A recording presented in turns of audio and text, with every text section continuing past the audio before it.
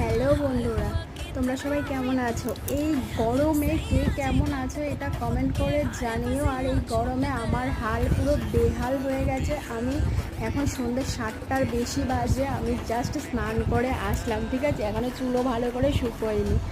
তো এই গরমের মধ্যে আমি ঘর কী করে ঠান্ডা রাখছি এটা তোমাদেরকে একটু দেখাবো, ঠিক আছে? এটা একটু দেখো। তার আগে আমি ঘরে সবগুলো লাইট জ্বালিয়ে নিই। এই দেখো, একটা নাইটি, এই হচ্ছে একটা ছেঁড়া কাপড়ের টুকরো, এটা চাদরের টুকরো, এটা ছেঁড়া গামছা, এটা আমারই নাইটি। এগুলো ঠিক আছে, একটু একটু ছিঁড়ে গেছে। আমি স্নান করেছি, এই নাইটিগুলো না বাইরে মেলিনি, ভাবলাম ঘরেই মেলে দিই, কারণ পাখা চলবে, হাওয়াটা লাগবে। তার মধ্যে এই যে এক বালতি জল এনে রেখেছি এক কোনায়, আর এক বালতি জল, আর পুরো জানলা টালনা খুলে দিয়েছি। এই ওই দিকের জানলাগুলো আমি এমনিতে খুলি না, বাট আজকে খুলে দিয়েছি, এত গরম একদম থাকতে পারছি।